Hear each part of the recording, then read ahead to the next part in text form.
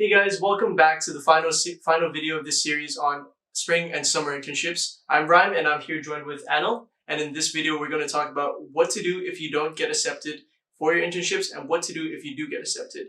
So let's say I'm applying, Anil, and I just get rejected right off the bat. So what do I do?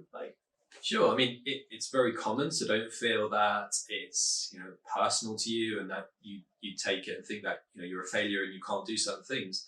It's natural to feel that way, but take some time away from it, so you can really let it sink in and kind of remove the emotion from it, and then think about what stage you were rejected at, because that's going to be the key to developing yourself in the future. So if you were rejected at the final interview, majority of the time you'll get some feedback, but know and take that as a positive as well, because you've got to the final stage. Whereas say if you were rejected at the other end of the spectrum and you were rejected at say application stages, well, we know where we need to improve on, which is your ability to write strong and compelling CVs and cover letters.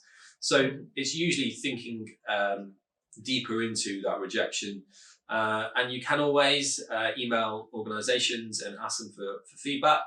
I appreciate that most of them have comments saying that we don't provide feedback. If you politely ask and the answer is still no, then it's no. And if they are able to provide some level of feedback, that's a bonus for you.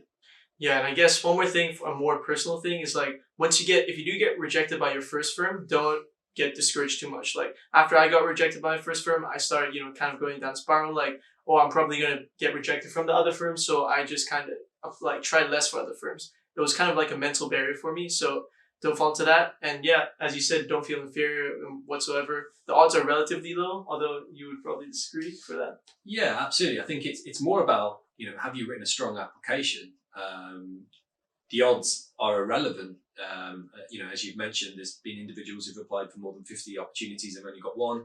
There's been other individuals who've applied to less than 5 and got multiple offers. So the common theme with those successful applicants are those who have written strong CVs, cover letters, and have followed the process all the way through. And it all starts off with really exploring, spending much more time on why you want to do something, because those reasons and motivations will underpin all aspects of your applications and the process. Mm-hmm. Yeah. So let's say I do get rejected from everything completely. What can I do now? How do I make the most out of my summer, for example? Yeah, so I suppose what other opportunities are there for you? So, whether it's starting your own business, investing in yourself, so is that, think about things you're interested in. So whether it's, coding, for example, designing websites, interested in, the financial industry. So, you could be creating blogs and vlogs and sharing your opinion on things, looking at tools to develop your knowledge and expertise. So, are you going to meetups and networking events? Are you on LinkedIn, for example? So it's not just sitting at home and kind of thinking, I can't do anything, I'm useless. It's if you haven't got a summer internship or a spring week, then you haven't. It doesn't necessarily mean anything. It's more about, well, what else can you do? Another option is go traveling. If you're really interested, go traveling. It's the worst thing that you can do is just sit at home and do nothing, because the key question that you'll be asked is, so how have you developed yourself, or how are you improving yourself? Whereas going traveling with friends or individually, you're putting yourself out there, you're creating a challenge for yourself, on a budget perhaps, or going to new environments where you're not familiar, or learning new cultures and processes like visa requirements. And so there's a variety of things you can do. It's all based on what's your interest. Is it traveling? Is it going to take up a new sport? Is it learning a new skill, such as a language or a technical skill? Is it volunteering? So it's such a variety of things you can do. It's all really about developing yourself and having a passion for something. Yeah, thanks for that. And as you mentioned earlier, for example, LinkedIn, after I got rejected from my internships, I went on LinkedIn and then I started searching for firms in Hong Kong which do consulting. I found one I was interested in. I messaged the person, did a cold call, had a Skype call, and then I did a proposal plan for them and ended up doing a summer internship for them. And actually, I learned that from doing a summer internship for a small, medium enterprise, you actually could potentially learn a lot more, because they are often understaffed, quote unquote, and you can head on a lot more projects actually. All right, so moving on to let's say I do get accepted for my internship. How do I prepare for that?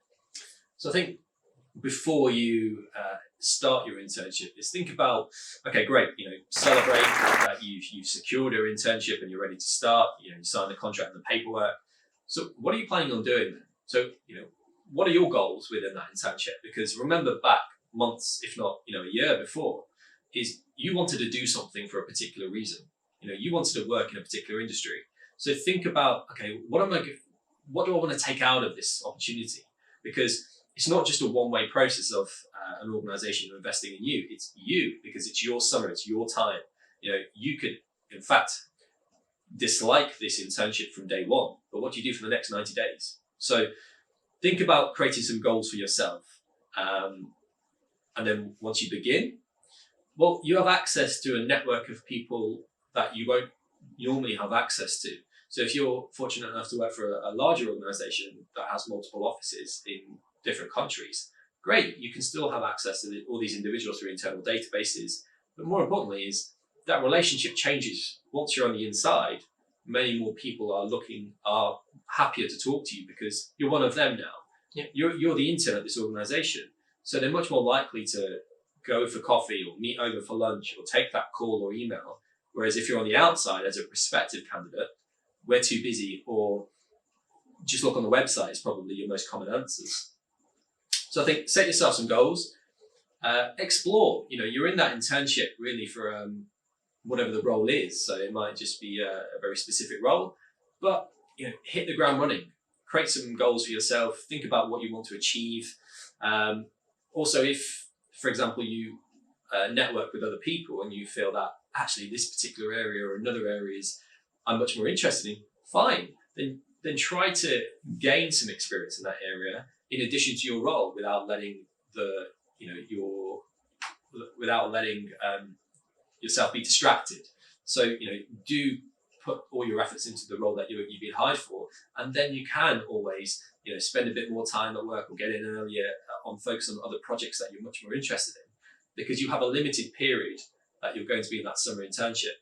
So network with people, introduce yourself, work on projects you really want to, and add value. That is the key, is provide some value, because those people who are able to network, build relationships, provide value, demonstrate why they should be hired, are much more likely to be offered a full-time offer for when they graduate.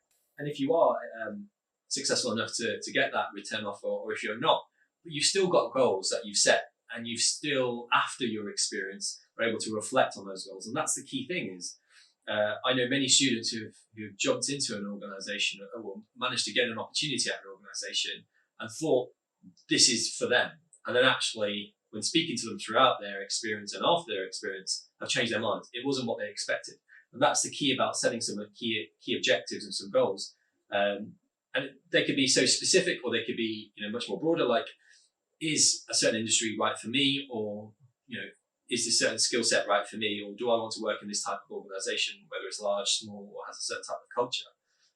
Throughout your experience, do make notes, and after your experience, do reflect with either a careers professional or with family and friends, is how did that go? Did I really like it, or am I just doing it for the wrong reasons? So I think that's why goal setting is so important, is it allows you not to be paralyzed. So you can move off whether you're still gaining and developing yourself. If, for example, an experience didn't quite work out the way I wanted, now you know why, because you're able to look back on those goals and think, that's how I thought about something has changed, or actually, I don't think I want to work in that industry anymore because of my experience. You've got hard factual data, and that's why you're able to move off in tangents and go off in different directions.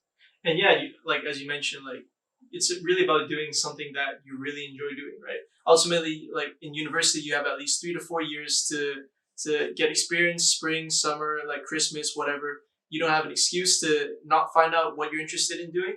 So yeah, that's it. So as a final comment and final recap of everything, so when you're looking at spring and summer internships, first you have to understand why you want to do it.